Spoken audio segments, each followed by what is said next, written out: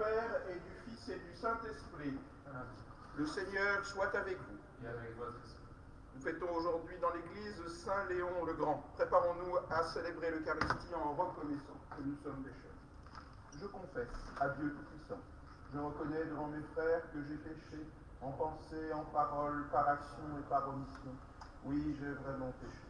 C'est pourquoi je supplie la Vierge Marie, les anges et tous les saints, et vous aussi, mes frères, de prier pour moi le Seigneur notre Dieu. Que Dieu Tout-Puissant nous fasse miséricorde, qu'il nous pardonne nos péchés et nous conduise à la vie éternelle. Amen.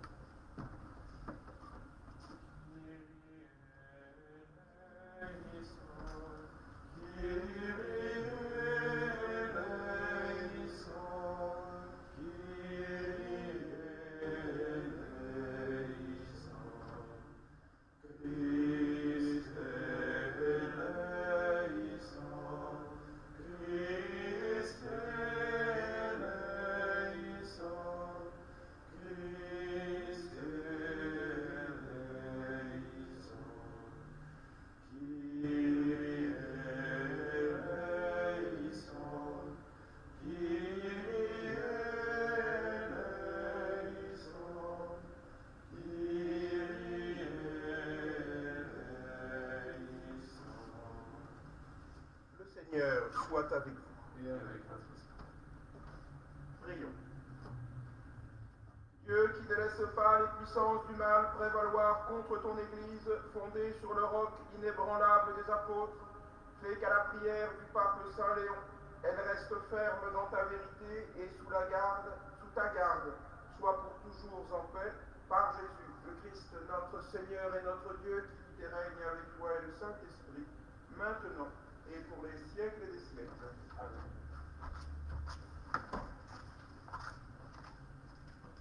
Lecture de la lettre de Saint Paul apôtre à Tite. Bien-aimés, dis ce qui est conforme à l'enseignement de la sainte doctrine.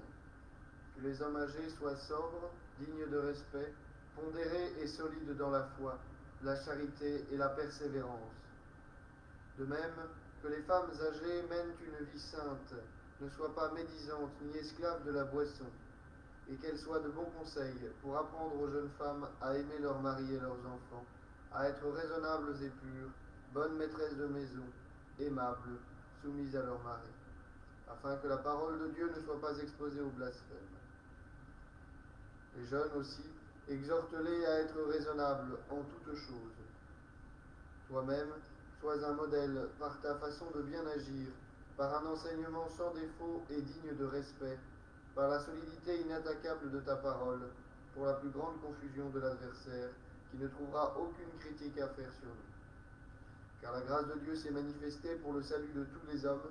Elle nous apprend à renoncer à l'impiété et aux convoitises de ce monde, et à vivre dans le temps présent de manière raisonnable, avec justice et piété, attendant que se réalise la bienheureuse espérance, la manifestation de la gloire de notre grand Dieu et Sauveur Jésus-Christ. Car il s'est donné pour nous afin de nous racheter de toutes nos fautes et de nous purifier, pour faire de nous son peuple, un peuple ardent à faire le bien. Parole du Seigneur. Nous rendons grâce à Dieu. Le salut des justes vient du Seigneur. Le salut des justes vient du Seigneur. Fais confiance au Seigneur, agis bien, habite la terre et reste fidèle. Mets ta joie dans le Seigneur, il comblera les désirs de ton cœur. Le salut des justes vient du Seigneur. Il connaît les jours de l'homme intègre, qui recevra un héritage impérissable. Quand le Seigneur conduit les pas de l'homme, il s'enferme et sa marche lui plaît. Le salut des justes vient du Seigneur. Évite le mal, fais ce qui est bien, et tu auras une habitation pour toujours. Les justes posséderont la terre, et toujours l'habiteront. Le salut des justes vient du Seigneur. Alléluia, Alléluia, Alléluia, Alléluia, Alléluia, Alléluia, Alléluia. Si quelqu'un m'aime, il gardera ma parole, dit le Seigneur. Mon Père l'aimera et nous viendrons chez lui. Alléluia, Alléluia, Alléluia, Alléluia. Le Seigneur soit avec vous. Et avec votre esprit. Évangile de Jésus-Christ selon saint Luc. Gloire à toi, Seigneur. En ce temps-là, Jésus disait, lequel d'entre vous, quand son serviteur aura labouré ou gardé les bêtes, lui dira à son retour des champs, viens vite prendre place à table. Ne lui dira-t-il pas plutôt, prépare-moi à dîner, mets-toi en tenue pour me servir, le temps que je mange et boive. Ensuite tu mangeras et boiras à ton tour. Va-t-il être reconnaissant envers ce serviteur d'avoir exécuté ses ordres? De même, vous aussi, quand vous aurez exécuté tout ce qui vous aura été ordonné, dites, nous sommes de simples serviteurs, nous n'avons fait que notre devoir. Acclamons la parole de Dieu. Gloire à toi, Seigneur Jésus.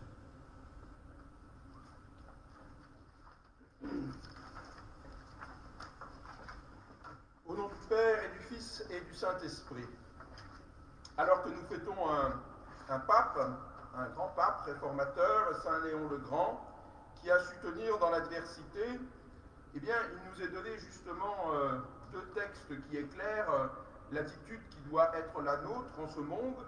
La première, c'est de tenir fermement. L'Épître à Tite nous incite à tenir à la fois la doctrine et à la fois les mœurs, à être irréprochable sur ce qui nous a été transmis de la doctrine du Christ, à être irréprochable dans notre propre comportement. Bien sûr, il y a un lien de l'un à l'autre, il y a une crédibilité de l'un à l'autre, il y a une assurance qui vient de l'un à l'autre. Voilà la première attitude qui nous est demandée. Et la seconde, c'est de considérer que notre mission est un devoir. Mot terrible s'il en est, qui appelle à l'obligation. Ce devoir est là pour nous faire considérer que nous ne sommes pas les détenteurs de mérites infinis, comme parfois on a la grâce de le croire parce qu'on a fait la moindre des petites choses. Oui, c'est une œuvre de justice que nous faisons envers le Seigneur en proclamant son nom. Quand nous louons le Seigneur, quand nous prions, eh bien cela ressort de la vertu de religion qui est une part de la vertu de justice. Quand nous faisons le bien, eh bien, c'est-à-dire quand nous rendons à chacun selon son dû, c'est ça la justice, eh bien c'est une part encore qui est due, c'est une part de la vertu de justice. Quand nous proclamons la sainte doctrine, la saine doctrine, là encore, nous ne l'inventons pas, nous faisons ce qui est juste, nous disons la vérité. La vérité, c'est la justice dans l'idée, eh bien, afin qu'elle puisse se réaliser en acte. Voilà que, en fait, nous nous installons dans un ordonnancement qui nous mène vers le bien, qui nous mène vers Dieu. Et cet ordonnancement exige de nous que nous soyons à notre place, que nous puissions réaliser, dire le bien, faire le bien, proclamer la vérité, de sorte qu'il n'y ait pas de rouage dans cet ordonnancement.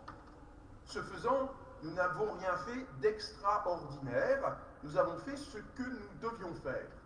Alors attention, ne nous y trompons pas, le but de notre vie n'est pas le devoir. Le devoir n'est qu'un moyen pour atteindre le but de notre vie qui est Dieu. La béatitude est l'aboutissement de toute vie humaine et l'aboutissement de tout ordonnancement que Dieu a établi dans le monde pour les hommes, c'est-à-dire que nous puissions le voir. Et il nous appartient justement d'entrer dans cet ordonnancement. Quand nous sommes dans l'Église et dans des temps perturbés, eh bien nous pouvons nous rappeler qu'il y a un ordre à retrouver. Ce monde est en désordre, ce monde, en raison du péché, depuis le début de l'histoire humaine, eh bien il y a un désordre inhérent au monde, inhérent à moi-même, inhérent même à la nature. Inhérent ne veut pas dire qu'il en touche l'essence, veut dire que, eh bien, il y a naturellement quelque chose qui se transmet de ce désordre qui vient du péché originel, et il me faut mettre de l'énergie pour retrouver cet ordre. Et lorsque je le retrouve, cet ordre qui est un ordonnancement de paix, eh bien, justement, mon âme est en paix. Voilà le prix de l'âme pieuse, c'est de retrouver la paix dans sa pensée et dans son action. Alors, il nous faut encore, pour arriver à cet état difficile en ce monde, solliciter une grâce toute particulière, celle de l'abandon à la providence divine. Cet abandon qui est une vertu difficile à mettre en œuvre, parce qu'elle suppose à la fois une grande acuité, un grand investissement et un abandon. Aujourd'hui on dit un lâcher-prise parce que le mot abandon n'est plus de mode, mais ça veut dire la même chose, c'est-à-dire un abandon entre les mains de la volonté divine. Cet exercice de l'âme vous procurera véritablement le repos à travers une furieuse activité. Les âmes les plus abandonnées, les mystiques, c'est un des examens dans les causes des mystiques que l'on fait. Est-ce une âme abandonnée? Est-ce qu'il y a une passivité divine dans son action? Eh bien, ces âmes abandonnées, j'aime à citer en général Sainte Thérèse d'Avila, qui était une âme abandonnée. Ne croyez pas que abandonnée voulait dire qu'elle se soit reposée et en attendant quiètement, c'est une hérésie, le quiétisme, que le Seigneur la sanctifie. Sainte Thérèse d'Avila a bataillé, écrit, prié, médité et fondé plus de 15 monastères dans sa vie. Elle en a réformé d'autres, peut-être je ne sais plus combien, tout aussi nombreux. C'est-à-dire que c'était une femme d'une action comme il est assez peu commun de voir. Et pourtant, elle s'était abandonnée. Jeanne d'Arc, certainement, dont la statue se trouve ici dans cette chapelle, Jeanne d'Arc, elle aussi, est une femme abandonnée à la volonté du Seigneur, abandonnée à ses voies qu'elle ne voulait pas suivre, abandonnée à cette mission qui est trop grande pour elle, abandonnée à la volonté divine qu'elle découvre malgré les projets qui étaient les siens pour sa vie. Voilà ce que sont les âmes abandonnées, non pas de pauvres choses qui attendent bêtement que la vie se passe, mais des âmes vraiment plantées en Dieu, désirant faire sa volonté et se laissant agir par la motion de l'Esprit. Prions que nous atteignions cet état de sainteté qu'est l'abandon à la providence divine, de sorte que nous aussi, nous soyons à notre place, que nous faisons ce que Dieu a prévu que nous puissions faire pour le salut du monde et celui de notre âme, afin que nous aussi, nous soyons les artisans de l'Église qui proclament la vérité et la foi. Ainsi soit-il.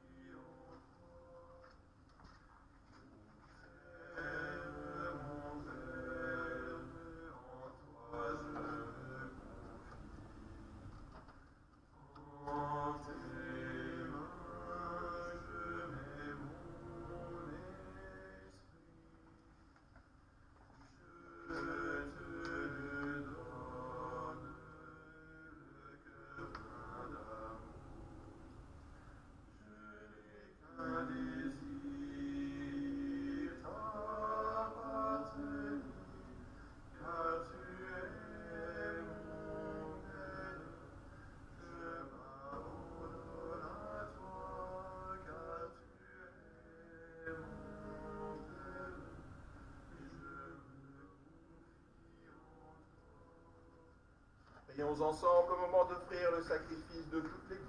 Pour la gloire de Dieu et le salut du monde. En te présentant ces offrandes, Seigneur, nous te prions dans ta bonté, éclaire ton Église de sorte qu'en tout lieu progresse ton troupeau et que ces pasteurs conduits par toi puissent te plaire. Par Jésus, le Christ, notre Seigneur et notre Dieu, qui vit et règne avec toi et le Saint-Esprit, maintenant et pour les siècles des siècles. Amen. Le Seigneur soit avec nous. Et avec votre esprit. Élevons notre cœur. Et nous tournons vers le Seigneur. Rendons grâce au Seigneur notre Dieu. Cela est juste.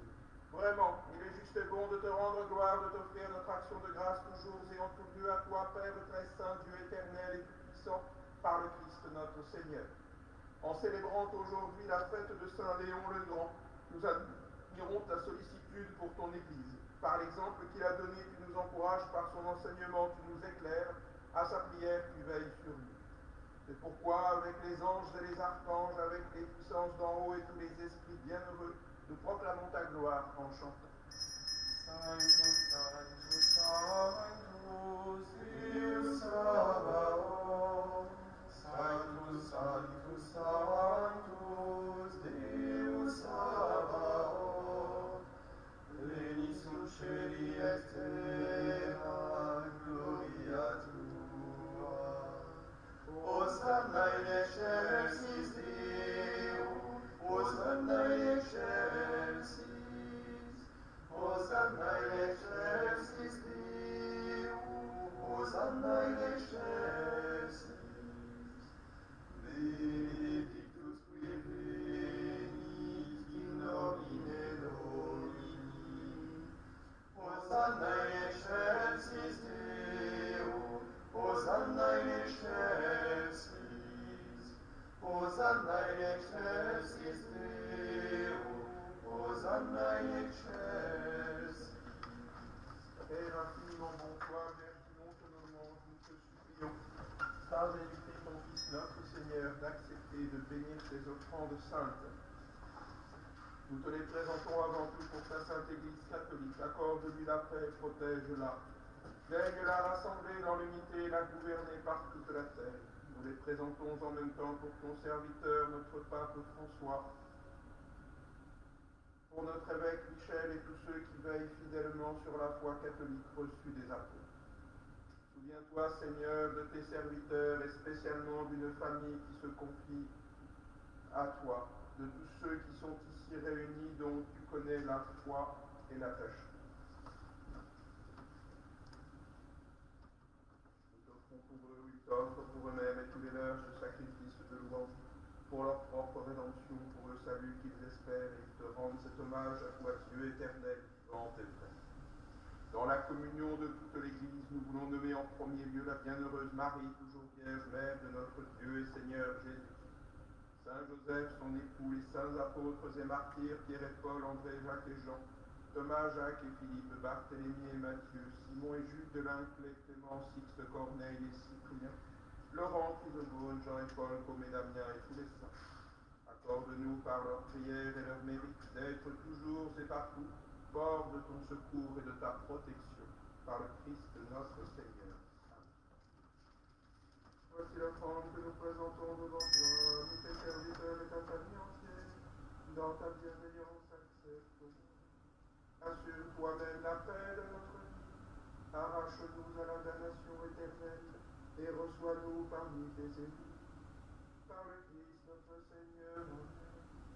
Sanctifie pleinement cette offrande, par la puissance de ta bénédiction, rends-la parfaite et digne de toi, qu'elle devienne pour nous le corps et le sang de ton Fils bien-aimé, Jésus-Christ notre Seigneur. La veille de sa passion, il prit le pain dans ses mains très saintes, et les yeux levés au ciel vers toi, Dieu son Père tout-puissant, en te rendant grâce et te bénissant, le roux, il donna à ses disciples en disant, prenez et mangez-en tous, ceci est mon corps livré pour vous.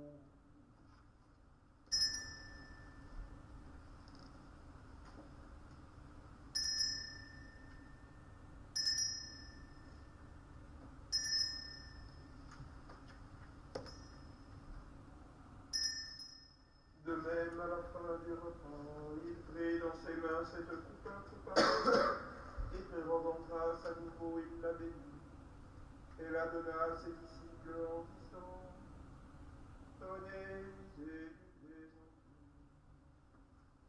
car ceci est la coupe de mon sang, le sang de l'alliance nouvelle et éternelle, qui sera versé pour vous et pour la multitude, en rémission des péchés. Vous ferez cela en mémoire de nous.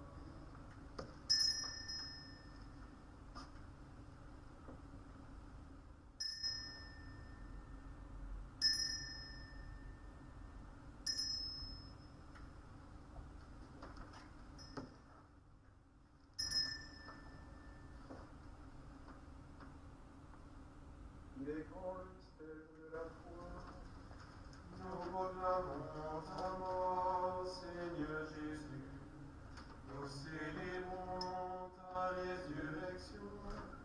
Nous attendons ta venue dans la gloire. C'est pourquoi nous aussi, tes serviteurs et ton peuple saint, avec qui nous faisons mémoire de la passion bienheureuse de ton Fils Jésus-Christ, notre Seigneur, de sa résurrection du séjour des morts, et de sa glorieuse ascension dans le ciel, nous te présentons, Dieu de gloire et de majesté, cette offrande, prélevée sur les biens que tu nous donnes, le sacrifice pur et saint, le sacrifice parfait, pain de la vie éternelle et coupe du salut.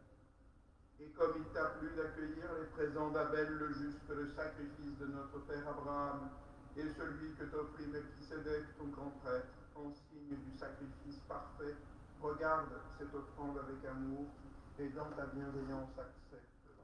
Nous t'en supplions, Dieu Tout-Puissant, qu'elle soit portée par ton ange en présence de ta gloire sur ton autel céleste, afin qu'en recevant par notre communion à l'autel le corps et le sang de ton Fils, nous soyons comblés de ta grâce et de tes bénédictions, par le Christ notre Seigneur.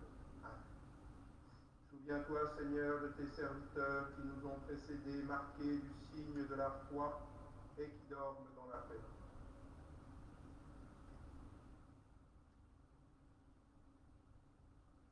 Pour eux et pour tous ceux qui reposent dans le Christ, nous implorons ta bonté qu'ils entrent dans la joie, la paix et la lumière par le Christ notre Seigneur. Amen. Et nous, pécheurs, qui mettons notre espérance en ta miséricorde inépuisable, admets-nous dans la communauté des bienheureux apôtres et martyrs, de Jean-Baptiste, Étienne, Matthias et Barnabé, Ignace, Alexandre, Marcelin et Pierre, Félicité et Perpétue, Agathe, Lucie, Agnès, Cécile, Anastasie et de tous les saints. Accueille-nous dans leur compagnie, sans nous juger sur le mérite, mais en accordant ton pardon. Par Jésus-Christ notre Seigneur, par qui tu ne cesses de créer tous ces biens, tu les bénis, leur donnes la vie, les sanctifie et nous en fais le don.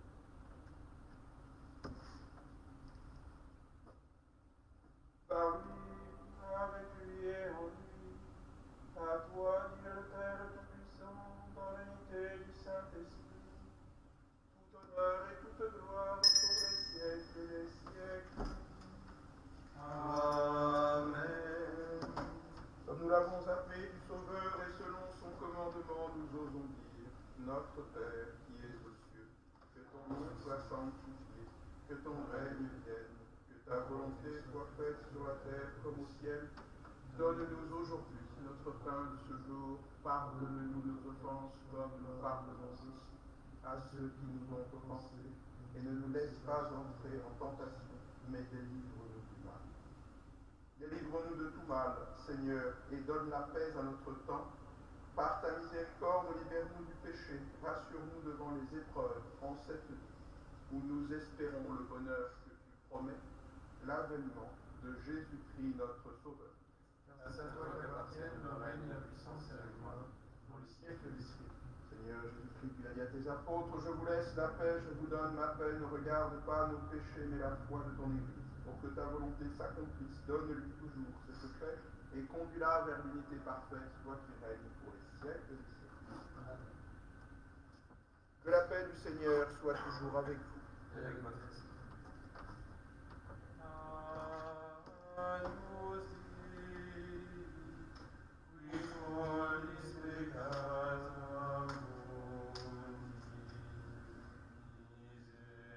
Amen.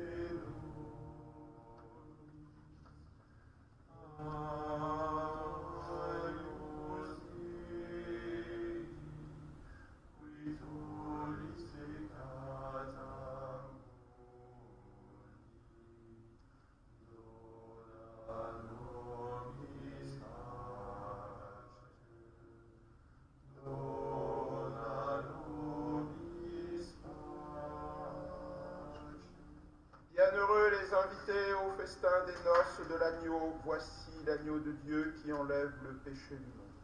Seigneur, je ne veux pas dire une autre voix, mais dis seulement une parole et je serai guéri. Communion spirituelle, je voudrais, Seigneur, vous recevoir avec la pureté, l'humilité et la dévotion avec lesquelles votre très sainte mère vous reçut, avec l'esprit et la ferveur des saints.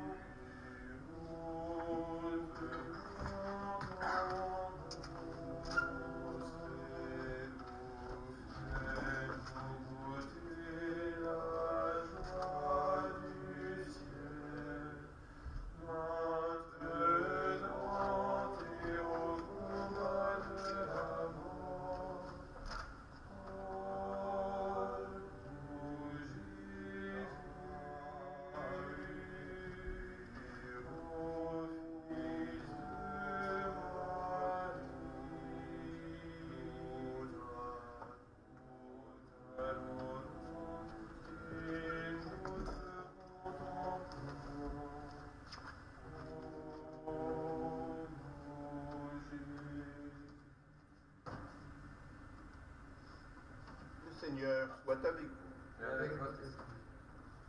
Prions. À la table sainte, tu refais les forces de ton Église. Nous te prions maintenant de la diriger avec amour, afin que sous ta forte impulsion, elle voie grandir sa liberté et demeure inébranlable au service de la foi, par Jésus le Christ, notre Seigneur et notre Dieu, qui vit et règne avec toi et le Saint-Esprit maintenant et pour les siècles des siècles.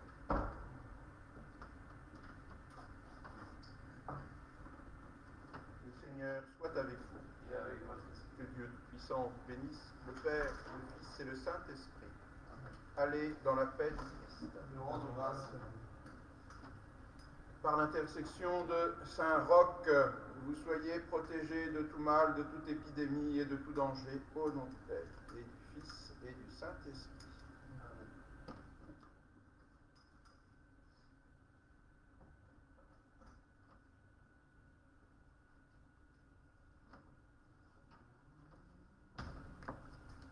Salve Regina, Mater misericordiae, vita dulceum, et spes nostra salvi. A te clamamus, exules Filii Eve, a te suspiramus, gementes et flentes, in ac lacrimarum vali. Ea ergo advocata nostra, illos tuos misericordes oculos, ad nos converte. Et Jesum benedictum fructum ventris tui, nobis post hoc